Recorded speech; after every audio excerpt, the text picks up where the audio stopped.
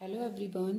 In last video we have discussed about the respiratory system, and in this video we are going to start or continue the same topic, but in this video we will study about the mechanism of breathing. हमारी body में जो breathing हो रही है उसकी mechanism क्या है, किस तरीके से हो रही है. Firstly what is breathing. Breathing का मतलब होता है in which we take intake of oxygen and outtake of carbon dioxide. Okay, intake of oxygen is also known as inspiration.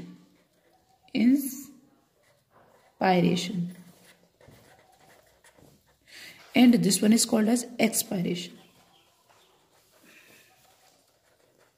Okay, so intake of oxygen is inspiration and outtake of carbon dioxide is expiration. So firstly we have to understand कि ये जो हमारी body में जो breathing process हो रही है, means we are taking oxygen, we are removing carbon dioxide, तो ये जो प्रोसेस हो रही है वो किस तरीके से हो रही है. तो इसमें जो एक मेन लॉजिक काम करता है that is a diffusion.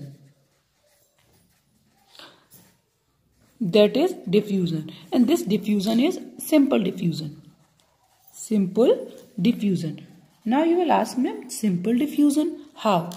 Diffusion is a process in which particles of the substance, air, gas moves from higher pressure to lower pressure area. Diffusion process में क्या होता है, कोई भी चीज कहां से कहां मूव करती है, जहां हायर प्रेशर है वहां से लोअर प्रेशर की तरफ मूव करती है. वी नो जो एटमॉस्फेरिक प्रेशर है वो कितना होता है, 760 mmHg. ओके, इसका मतलब हमारी बॉडी के बाहर जो प्रेशर है दैट इज 760 mmHg और हमारी बॉडी के अंदर जो होगा वो कितना है, 760 mmHg. अगर मुझे ऑक्सीजन को अंदर लेना है, see I am saying this one is atmosphere, ये जो एरिया है वो एटमॉस्फियर है और ये क्या है, ये सपोज मेरी बॉडी है. ठीक है, अगर मुझे एटमॉस्फियर से गैसेस को अंदर लेना है तो मैंने पहली एक चीज क्या पढ़ी कि जो गैसेस हैं वो डिफ्यूजन के थ्रू जाएंगी. तो कैसा होना चाहिए, एक होता है हायर और एक होता है लोअर. तो अगर मैं चाहती हूं कि एटमॉस्फेयर से अंदर अगर कुछ आए तो बाहर ज्यादा प्रेशर होना चाहिए, अंदर प्रेशर कम होना चाहिए. और मैं चाहती हूं कि बॉडी से कोई चीज बाहर जाए तो यहां पर प्रेशर ज्यादा होना चाहिए और यहां पर प्रेशर क्या होना चाहिए, कम होना चाहिए. ओके, ये तो चीज आपको समझ में आ गई होगी क्या, कि डिफ्यूजन की प्रोसेस जो होती है उसके थ्रू क्या होता है, ब्रीदिंग होती है. Breathing means intake of oxygen and outtake of carbon dioxide. तो जो इनटेक ऑफ ऑक्सीजन है वो कैसे होगा, इनटेक ऑफ ऑक्सीजन जो होगा वो कब होगा, हमें अगर बॉडी में ऑक्सीजन लेनी है तो वो कब होगा, जब हमारी बॉडी के अंदर का जो प्रेशर है वो कंपेरेटिवली कैसा हो, कम हो एटमॉस्फेयर के प्रेशर से या हमारे जो एनवायरमेंट है उसके प्रेशर से. और अगर मुझे कार्बन डाइऑक्साइड को रिमूव करना है तो बाहर का प्रेशर कम होना चाहिए और हमारी बॉडी के अंदर जो एयर प्रेशर है वो ज्यादा होना चाहिए. क्लियर. नाउ एक कॉन्सेप्ट और यहां आप क्लियर कर लीजिए कि एरिया जो होता है ना, दैट एरिया जितना ज्यादा होगा प्रेशर उतना कम होगा. Area is directly proportional to pressure. Okay, तो मतलब जो अगर मैं ये बोलूं कि एरिया कम है, एयर उतनी ही है, एरिया कम है तो एयर प्रेशर ज्यादा हो जाएगा. और अगर मैंने उसको एरिया बढ़ा दिया तो एयर प्रेशर क्या हो जाएगा, कम हो जाएगा. एयर का अमाउंट सेम है तो यहाँ क्या है, कम एरिया होगा तो प्रेशर ज्यादा होगा, ज्यादा एरिया होगा तो प्रेशर कम होगा. Okay, area is indirectly proportional to pressure होता है. अब एक बात यहां समझेंगे कि हमने यहां बोला कि ये होता कैसे है.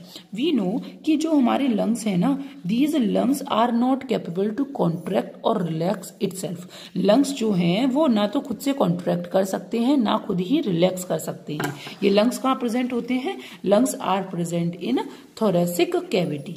कहाँ प्रेजेंट है, थोरेसिक कैविटी के अंदर प्रेजेंट है. और हम कहते हैं चेस्ट कैविटी के अंदर प्रेजेंट है. जिस चेस्ट कैविटी में क्या होता है, हमारी डोर्सल सरफेस पर या पीछे की तरफ क्या होता है, ये क्या है, हमारे वर्टिब्रल कॉलम होता है हमारे डोर्सल सरफेस पर. ठीक है, ये और यहाँ पे हमारा क्या होता है, नीचे की तरफ क्या होता है, दिस वन इज डायफ्राम. ये हमारा क्या है, वर्टिब्रल कॉलम है. और यहाँ जो होती है वो एक चेस्ट बोन होती है main, that is called as sternum. क्या है, स्टर्नम है. इनके बीच में यहाँ पर क्या प्रेजेंट है, बीच में यहाँ पर हमारी क्या प्रेजेंट है, रिब्स प्रेजेंट है. ये क्या प्रेजेंट है, रिब्स, और इन रिब्स के बीच में यहां पर कहीं अंदर क्या प्रेजेंट होंगे, लंग्स प्रेजेंट होंगे। अगेन ध्यान से सुनेंगे कि जो हमारे लंग्स हैं that are not able to contract और रिलैक्स इटसेल्फ। ओके, लंग्स के अंदर कैपेसिटी नहीं है। लंग्स कहाँ प्रेजेंट है, थोरेसिक कैविटी के अंदर प्रेजेंट है। तो हम ये कह सकते हैं कि थोरेसिक कैविटी का अगर साइज बढ़ेगा तो लंग्स का साइज भी बढ़ेगा, थोरेसिक कैविटी का साइज छोटा होगा तो लंग्स का साइज भी छोटा होगा। पहले हम समझते हैं थोरेसिक कैविटी में है क्या क्या। एक चैम्बर बना हुआ है, एक कैविटी बनी हुई है, वो उसमें क्या क्या है। अगर मैं डोर्सल सरफेस पे देखती हूँ तो पीछे की तरफ क्या है, उसमें वर्टिब्रल कॉलम है। अगर मैं नीचे की तरफ देखती हूँ तो क्या है, डायफ्राम है, ठीक, जो मस्कुलर स्ट्रक्चर है। और अगर मैं सामने देखती हूँ, वेंट्रल सरफेस पर देखती हूँ तो क्या है, स्टर्नम है। मतलब ये डोर्सल सरफेस पर है, पीछे की तरफ हमारी पीठ की तरफ स्टर्नम जो है वो कहाँ है, वेंट्रल सरफेस पर है, और नीचे की तरफ क्या है, अपना डायफ्राम है। दिस डायफ्राम जो है हमारा, this one is a voluntary muscle. This one is a voluntary muscle. ये हमारी क्या है, एक वॉलंटरी मसल है, लेकिन इसको कंट्रोल कौन करता है, इसको मेड्यूला पार्ट कंट्रोल करता है। तो ये कैसे काम करती है, इनवॉलंटरी काम करती है। ओके, अब एक और चीज हम यहाँ पे समझेंगे, तो ये क्लियर होना चाहिए। यहाँ तक हम डिस्कस कर चुके हैं कि पीछे की तरफ वर्टिब्रल कॉलम होता है, नीचे की तरफ डायफ्राम होता है। ये अपना कौन सा सरफेस है, स्टर्नम जो है वो आगे कौन सा, ये मतलब अपना ये डोर्सल सरफेस है, ये अपना वेंट्रल सरफेस है, ये नीचे की तरफ डायफ्राम होता है। जैसे अब मैंने बताया कि इसके अंदर, यहाँ पर इसके अंदर क्या प्रेजेंट होते हैं, लंग्स प्रेजेंट होते हैं। लंग्स का जो साइज है वो किसके ऊपर डिपेंड करता है, वो डिपेंड करता है थोरेसिक कैविटी। अब ये जो बनी ना, ये क्या है, थोरेसिक कैविटी। ओके, तो ये जो थोरेसिक कैविटी है ना, इस कैविटी के साइज के ऊपर डिपेंड करता है। If the size of thoracic cavity will increase then the lungs will expand. और जब इसका काम जब क्या होगा, थोरेसिक कैविटी का साइज छोटा होगा, तब जो लंग्स होंगे उनका साइज भी छोटा हो जाएगा और ये क्या कर जाएंगे, कॉन्ट्रैक्ट कर जाएंगे। ठीक, अब ये जो अपने ये रिब्स होते हैं, ये आपको पता होगा रिब्स कितने होते हैं, 12 पेयर रिब्स होते हैं। ठीक, ये 12 पेयर रिब्स जो होते हैं, इनके बीच में यहाँ मसल्स प्रेजेंट होती हैं। के बीच में क्या होती है, मसल्स प्रेजेंट होती हैं। These muscles are called as intercostal muscles. Inter माने बीच में, कोस्टा टर्म जो आता है वो आता है रिब्स के लिए, एंड मसल्स मतलब ऐसी मसल्स जो रिब्स के बीच में प्रेजेंट हैं, दैट इज इंटरकोस्टल मसल्स। जब ये मसल्स क्या करती हैं, कॉन्ट्रैक्ट करती हैं, जब ये मसल्स क्या काम करती हैं, कॉन्ट्रैक्ट करती हैं, तो ये कहाँ चली जाती हैं, पुश आउटवर्ड्स, किधर की तरफ आ जाती हैं, बाहर की तरफ आ जाती हैं। ठीक, तो जब बाहर की तरफ आ जाएंगी मीन्स क्या है कि अभी हमारी कंडीशन ये थी, अब इस कंडीशन से क्या हुआ, हमने क्या बोला कि ये जो मसल्स हैं वो क्या हो गई, कॉन्ट्रैक्ट हो गई। और जब ये मसल्स कॉन्ट्रैक्ट हो गई तो ये क्या हो गई, पुश आउटवर्ड्स। कैसे पुश हो गई, पुश आउटवर्ड्स, बाहर की तरफ क्या हो गई, पुश हो गई।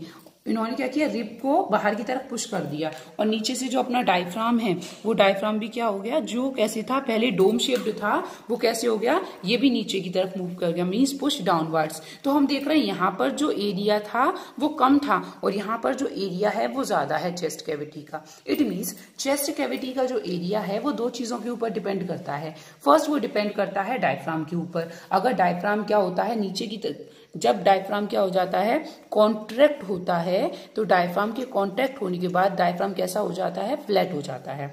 तो डायफ्राम कॉन्ट्रैक्ट हुआ तो डायफ्राम फ्लैट हो गया। जो पहले डोम शेप्ड था, जो इस डायग्राम में डोम शेप्ड दिख रहा है आपको, वो यहाँ कैसा हो गया, फ्लैट हो गया। ठीक है, जिसकी वजह से कैसा एरिया बढ़ गया, ये वाला जो एरिया है जिसे अपन कहते हैं वर्टिकल एरिया, ये वर्टिकल एरिया बढ़ गया, वर्टिकल एरिया बढ़ गया। और दूसरा जब अपना क्या हुए, ये जो अपना पार्ट है, कौन सा पार्ट है, जो अपनी ये इंटरकोस्टल मसल्स हैं, जब ये इंटरकोस्टल मसल्स कॉन्ट्रैक्ट हुई तब इन्होंने क्या किया, चेस्ट रीजन जो था उसको बाहर की तरफ पुल आउट कर दिया, जिसकी वजह से क्या काम हुआ, कौन सा एरिया बढ़ गया, ये वाला जो एरिया है ये बढ़ गया। ठीक है, मतलब वेंट्रल एरिया। और ऐसे कैसा एरिया बढ़ गया, हॉरिजॉन्टल। हम इस तरीके से पढ़ेंगे इसको। तो मतलब ये वर्टिब्रल कॉलम है, इधर भी सेम होगा, ठीक। तो ये क्या है, हॉरिजॉन्टल एरिया बढ़ गया। तो सीधी बात है, मैंने बताया जब एरिया बढ़ेगा तो एरिया बढ़ेगा तो प्रेशर क्या हो जाएगा, कम हो जाएगा। तो जब प्रेशर कम हो गया, जैसे हमें पता है कि बाहर की तरफ जो प्रेशर है वो कितना है, 760 mmHg है, और अंदर क्या हुआ, यहाँ पर जब एरिया एक्सपेंड हो गया, तब एरिया एक्सपेंड होने के बाद मीन्स पहले जो कंडीशन थी दैट इज लाइक दैट, वो इस तरीके से था, डोम शेप्ड था। ये अपना डायफ्राम पहले डोम शेप्ड था, लेकिन जब ये रिलैक्स हुआ, तब रिलैक्स होने के बाद ये इस तरीके से हो गया। मतलब पहले कैसा था, ये डोम शेप्ड था, ठीक है। तो जब डोम शेप्ड था तब आप देख रहे हो एरिया कितना है, इतना एरिया है। जब ये नीचे की तरफ आ गया तब एरिया कितना हो गया, इतना हो गया। मतलब जो एरिया है, अगर उसकी लास्ट पोजीशन ये थी तो इतना एरिया बढ़ा ना, ठीक है। तो ये क्या, डायफ्राम जब क्या हुआ, और ये कब हुआ, ये कंडीशन कब आई, जब डायफ्राम क्या हुआ, कॉन्ट्रैक्ट हुआ, ठीक है। डायफ्राम नीचे की तरफ मूव नहीं करता, डायफ्राम क्या होता है, कॉन्ट्रैक्ट होता है। और जब डायफ्राम जब कॉन्ट्रैक्ट होता है तो contraction leads to the flatness of the diaphragm. Diaphragm कैसा हो जाता है, फ्लैट हो जाता है। तो यहाँ डायफ्राम कैसा था, डोम शेप्ड था, यहाँ फ्लैट हो गया। कैसे फ्लैट हुआ, बाय द कॉन्ट्रैक्शन। तो जब डायफ्राम डोम शेप्ड से कैसा हो जाता है, फ्लैट हो जाता है, तो अबाउट 1 सेंटीमीटर एरिया जो होता है किसका, थोरेसिक कैविटी का, वो बढ़ जाता है। इस 1 सेंटीमीटर एरिया के बढ़ने की वजह से 123 mmHg प्रेशर क्या हो जाता है, इसका लेस हो जाता है। समझेंगे, मतलब पहले जो प्रेशर था, मैं ये बोल रही हूँ कि बाहर जो प्रेशर है दैट इज 760 mmHg, अंदर जो है वो भी कितना है, 760 mmHg। लेकिन क्या हुआ कि जब ये डोम शेप्ड से नीचे की तरफ चला गया, तो जब एरिया बढ़ गया तो प्रेशर कम हो गया। कितना प्रेशर कम हो गया, अबाउट 1 to 3 mmHg। मैं यहाँ मानती हूँ कि प्रेशर कितना कम हुआ, अबाउट 2 mmHg कम हुआ। तो जो आया वो 758 mmHg। समझ रहे हैं आप, या इतना प्रेशर हो गया। मतलब बाहर जो प्रेशर है दैट इज 760 mmHg, अंदर जो प्रेशर हो गया वो हो गया 758 mmHg। अब मैंने क्या बताया था, हमेशा जो एयर है वो कहां से कहां मूव करेगी, हाई प्रेशर एरिया से लो प्रेशर एरिया में मूव करेगी। तो at the time of inspiration what happened, inspiration के केस में जो प्रेशर है वो बाहर की तरफ ज्यादा है, अंदर प्रेशर कम है, तो उसके केस में क्या होगा कि एयर कहाँ आ जाएगी, अंदर आ जाएगी। This is about the inspiration, okay. और एक्सपायरेशन के केस में क्या होगा, उल्टा होगा। कैसे उल्टा होगा कि जो इंटरकोस्टल मसल्स हैं यहाँ कॉन्ट्रैक्ट ना होकर कैसी हो जाएंगी, रिलैक्स हो जाएंगी। रिलैक्स हो जाएंगी तो वो अपनी कंडीशन में आ जाएंगी। डायफ्राम भी कैसा आ जाएगा, कॉन्ट्रैक्ट ना होकर रिलैक्स हो जाएगा, तो वो अपनी डोम शेप्ड कंडीशन में आ जाएगा, जिसकी वजह से क्या होगा कि यहाँ का प्रेशर जो होगा वो कम हो जाएगा और एयर क्या होगी, बाहर की तरफ निकल जाएगी। अगर सिंपल वर्ड्स में मैं बात करूं कि इंस्पायरेशन कैसे हुआ, तो पहली बात क्या हुई कि जो डायफ्राम था वो डायफ्राम क्या हुआ, कॉन्ट्रैक्ट हुआ। तो जब डायफ्राम क्या हुआ, कॉन्ट्रैक्ट हुआ, तो कॉन्ट्रैक्ट होने की वजह से क्या हो गया, वो जो कैसा था, जो डोम शेप्ड था, वो डोम शेप्ड से कैसा हो गया, फ्लैट हो गया। ये तो हमने पढ़ा। जब डायफ्राम कॉन्ट्रैक्ट हुआ तो डायफ्राम के कॉन्ट्रैक्ट, हम बच्चों को पढ़ाते हैं कि डायफ्राम नीचे की तरफ मूव कर जाता है। डायफ्राम नीचे मूव नहीं करता, डायफ्राम क्या करता है, कॉन्ट्रैक्ट कर देता है। और जब डायफ्राम कॉन्ट्रैक्ट होगा तब ये कैसा हो जाएगा, फ्लैट हो जाएगा। और पहले इसकी कंडीशन क्या थी, ये थी, अब ये फ्लैट हो गया। तो इसने कुछ एरिया बढ़ाया ना, वो एरिया कितना बढ़ाया, अबाउट 1 सेंटीमीटर। और उस एरिया के बढ़ने की वजह से क्या हुआ, उस एरिया के बढ़ने की वजह से जो एयर प्रेशर था वो कम हो गया। तो एयर कहाँ से आ जाएगी, हायर प्रेशर से लोअर प्रेशर में आ जाएगी, ठीक है। तो हम बोलते हैं at the time of inspiration diaphragm क्या हो जाता है, कॉन्ट्रैक्ट हो जाता है। ये डायफ्राम जो है इंस्पायरेशन प्रोसेस में या ब्रीदिंग प्रोसेस में अबाउट 75% रोल प्ले करता है। अब मैं एक स्पेशल आपको बात बताना चाहूंगी कि जो प्रेग्नेंट लेडीज होती हैं उनमें जो डायफ्राम है वो एक लिमिटेड एरिया तक ही क्या कर सकता है, मूव कर सकता है, ज्यादा मूव नहीं कर सकता। अच्छा, अगर मैं आपसे बोलूं कि आपको क्या काम करना है, पूरी ताकत से आप जितना एयर अंदर ले सकते हो उतनी आप अंदर लो, ठीक है। तो आप मैक्सिमम कितनी एयर या मैक्सिमम कितना, मैं ये बोल रही हूँ पहले जो आपका डायफ्राम है वो इस तरीके से है, ठीक है। अब आपने क्या किया, मैक्सिमम इंस्पायरेशन किया, मैक्सिमम आप कितनी एयर ले सकते हो। तो मैक्सिमम जो आपने क्या काम करोगे, मैक्सिमम इंस्पायरेशन में आपका जो डायफ्राम है ना वो अबाउट 10 सेंटीमीटर नीचे चला जाता है। फ्लैट होके, मतलब कॉन्ट्रैक्ट होके कितना चला जाता है, अबाउट 10 सेंटीमीटर। नॉर्मल कंडीशन में जाता है वो 1 सेंटीमीटर, लेकिन जब आप फोर्सफुल करते हो तब वो जाता है 10 सेंटीमीटर। ठीक है, एक और बात आप समझेंगे कि जब एक बार में हम इंस्पायरेशन करते हैं तब अबाउट 100 ml एयर जो है वो हमारे कहाँ जाती है, हम लेते हैं, लेकिन जिसमें से एल्वेलाइज तक केवल कितनी ही पहुंच पाती है, 350 ml ही पहुंच पाती है। ओके, सो इंस्पायरेशन कब होगा, इंस्पायरेशन के टाइम पे जो डायफ्राम होगा वो कॉन्ट्रैक्ट हो जाएगा, और डायफ्राम कॉन्ट्रैक्ट हो जाएगा तो वो नीचे की तरफ फ्लैट हो जाएगा, जिसकी वजह से चेस्ट कैविटी का एरिया बढ़ जाएगा, अंदर का प्रेशर कम हो जाएगा, बाहर से जो एयर है वो कहाँ आ जाएगी, अंदर आ जाएगी। सेकंड, इसी में एक और चीज होती है अगर मैं बात करूं, दैट इज इंटरकोस्टल मसल्स। ठीक है, तो ये इंटरकोस्टल मसल्स ये भी क्या होती हैं, इंटरकोस्टल मसल्स भी क्या होती हैं, कॉन्ट्रैक्ट होती हैं। तो जब इंटरकोस्टल मसल्स क्या होंगी, कॉन्ट्रैक्ट होंगी, तो सीधी बात है कि चेस्ट जो कैविटी, जो अपना कहना चाहिए जो रिब्स हैं, वो रिब्स कहाँ की तरफ मूव करेंगी, आउटवर्ड्स आ जाएंगी, बाहर की तरफ आ जाएंगी, जिसकी वजह से क्या बढ़ेगा, एरिया बढ़ेगा, और एरिया बढ़ेगा तो सेम क्या होगा, एरिया इंक्रीजेज। और एरिया हमें बढ़ाई तो करना है, क्योंकि जितना ज्यादा एरिया हो जाएगा उतना ज्यादा प्रेशर कम हो जाएगा। ठीक, अब in second condition what will happen in the case of expiration, diaphragm और intercostal muscles. Intercostal muscles, which one intercostal muscles, external intercostal muscles. Okay, दो टाइप की होती है इंटरकोस्टल मसल्स। तो जो एक्सटर्नल वाली इंटरकोस्टल मसल्स हैं ये दोनों क्या काम करेंगे, रिलैक्स करेंगे, क्योंकि पहले टाइम पे क्या किया था, कॉन्ट्रैक्ट किया था, या रिलैक्स होंगी। जब रिलैक्स होंगी तो क्या होगा, अपनी नॉर्मल कंडीशन में आ जाएंगी। जो डायफ्राम जो पहले फ्लैट हुआ था वो फ्लैट वाला डायफ्राम कैसा हो जाएगा, फिर से डोम शेप्ड हो जाएगा, और जो चेस्ट जो अपनी चेस्ट की जो रिब्स हैं जो बाहर की तरफ आई थी वो दोबारा कहाँ चली जाएंगी, दोबारा अंदर की तरफ चली जाएंगी, जिसकी वजह से क्या होगा, जो चेस्ट कैविटी का जो एरिया है वो कम हो जाएगा।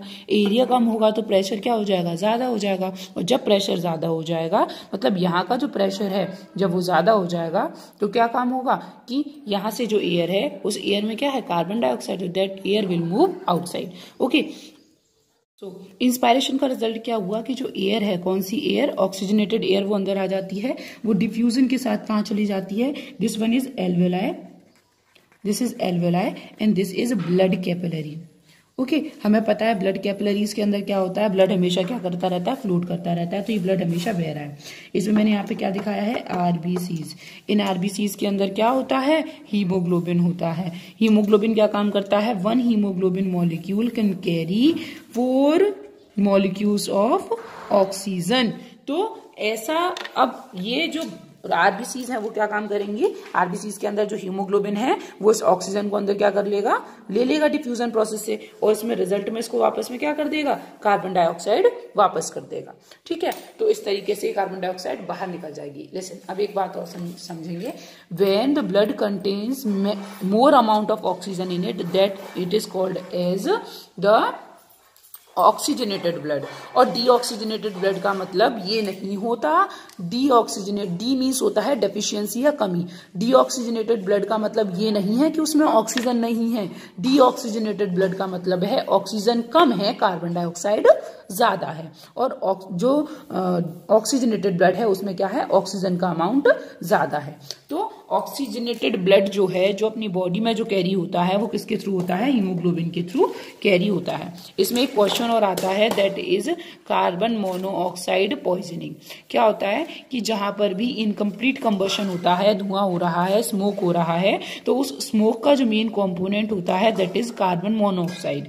तो जो अपनी जो हीमोग्लोबिन है ना, इसकी इफिशियंसी जो है वो ऑक्सीजन से ज्यादा कार्बन मोनोऑक्साइड के साथ है। इफिशियंसी मींस इसका जो लव है, जो इसका प्यार है। तो उस केस में जो एयर के साथ जो एयर जो है अंदर आएगी, उस एयर में क्या होगा, ऑक्सीजन भी लेस होगा, ऑक्सीजन कम होगा, और ज्यादा क्या होगा, कार्बन मोनोऑक्साइड। और हीमोग्लोबिन की जो एफिशिएंसी है वो ऑक्सीजन से नहीं है इतनी, जितनी किसके साथ है, कार्बन मोनोऑक्साइड के साथ। तो उस केस में जो हीमोग्लोबिन है वो हीमोग्लोबिन क्या काम करेगा, कार्बन मोनोऑक्साइड को अपने साथ अटैच कर लेगा at the place of oxygen, और हमारी पूरी बॉडी में किसको रेगुलेट कर देगा, कार्बन मोनोऑक्साइड को कर देगा, जिसकी वजह से हमारी जो बॉडी है उसमें ऑक्सीजन की कमी हो जाएगी, और हमारी क्या हो जाएगी, दम घुटने की वजह से डेथ हो जाएगी। Okay, so this is all about the mechanism of breathing. In next lecture, we will start transport in plants. Thank you.